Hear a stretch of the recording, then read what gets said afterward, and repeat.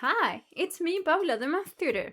In this video, I'm going to be solving an exam-style problem that involves different probability concepts, and binomial distribution is one of them. This is in the style of a paper 2AA problem from the IB. Let's begin. The problem says this.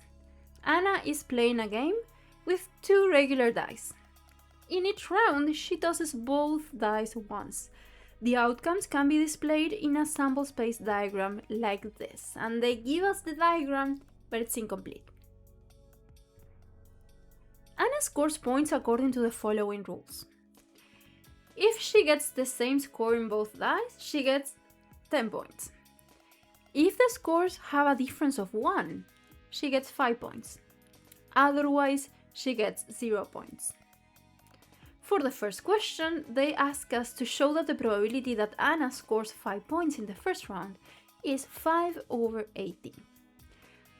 Before we start analyzing this is a super classic way of asking in an exam, so you know the answer beforehand. Why do they do this? Why don't they just ask you to find the probability and that's it? Because they want to make sure that if in case you can't solve this question, or you make a mistake and you get another number, you can still do the following parts, knowing what the right number is. So it's not that you have to prove anything, or you don't have to demonstrate anything. They're just giving you the final result and you need to, in some way, get to that. Let's go back to the diagram and try to complete it a little bit more. We need to see the probability of her scoring 5 points on the first try. This means that she is going to get a difference of 1 in her tosses.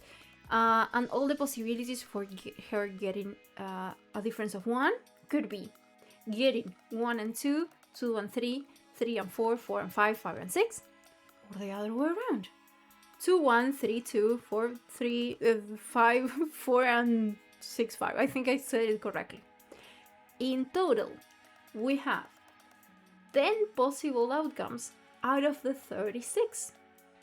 So the probability of scoring 5 on the first trial is 10/36.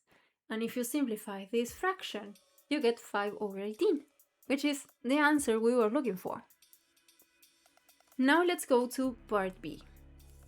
What is the probability that Anna scores no points on one round? Going back to the diagram we had, we already have the two diagonals where we have a difference of 1. Another possibility would be that she has the same number on each die. On both dies, she gets the same number. So it would be 1, 1, 2, 2, 3, 3, 4, 4, 5, 5, and 6, 6. In that case, she would get 10 points. The other possibilities are the ones that are going to give me 0 points. So what I want is to calculate how many of those I have, how many possible outcomes I have where I get 0 points. And that is, I have 16 outcomes where I get points, 6 where I get 10, and 10 where I get 5. So I have 20 more out of the 36 where I get 0 points. The probability then of getting 0 points is 20/36. Part C. It says, X is a random variable that represents the number of points Anna scores in one round. Find the expected value of X. Let's write a table with the probability distribution for this variable. We have the values and the probabilities that the random variable gets those values. So for X, we have either 0, 5, and 10. Those are the points, because my variable is representing the number of points she gets on one trial. And then the probabilities. We already calculated them, actually. The probability of 0 points is what we answered in part B, which is 20/36. Then the probability of getting 5 points is the answer from part A, which is 10/36 or 5/18. And the probability of getting a 10, it's 6/36. Because I have 6 possible outcomes where the numbers are the same. The expected value then for this variable is going to be the value times the probability. 0 times 20 over 36 plus 5 times 10 over 36 plus 10 times 6 over 36. And that gives me 110 over 36. If you want it as a decimal, it's 3.0555 infinite fives. Again, as always, you can round this. Part D says, estimate the total number of points that Anna accumulates if she plays 90 times. She plays 90 times, we expect to get 3.05555 on each, so we need to multiply the expected value times the number of trials, and that's going to give you 275. And lastly, part E. Anna gets a prize if she scores more than 40 points in total. If Anna plays 5 times, what is the probability of her winning it? Okay, first, if she gets the prize with more than 40 points, because of how the points are given, she could either get 45 or 50 points, being that she plays 5 times. So she could either win 50 points because she won the 5 times, or win 45 points because she won 10 points 4 of the times and 5 points on one of those 5. If she loses completely, then she gets 40 points or less, so that doesn't count. We have 2 then scenarios where she gets 45 or 50 points. Let's calculate separately.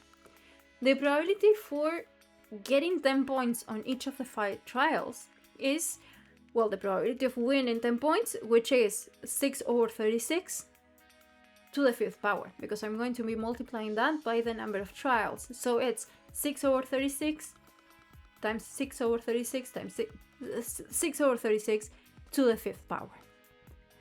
And then the probability of getting 45, and here's where it gets trickier. I have 5 different ways of arranging getting 5 points one time and getting 10 points the other 4 times. It could happen that I get the 5 points on the first one and then 10 points on the second to 5th one. It could happen that I get the 5 points on the second one, or in the third one, or in the 4th one, or in the 5th one.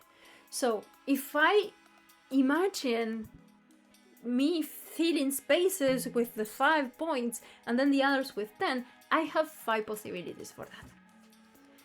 So I'm going to be multiplying that 5 for the possibilities times the probability of getting 10 points, which is 1 over 6 4 times, so to the power of 4, and then the probability of winning 5 points to the power of 1, because that's going to happen one time, so times 5 over 18. And that would give me my final answer for the 45 points.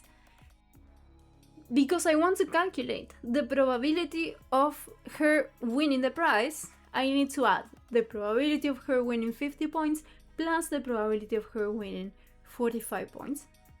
So these 2 results I got, and that's going to give me my final answer.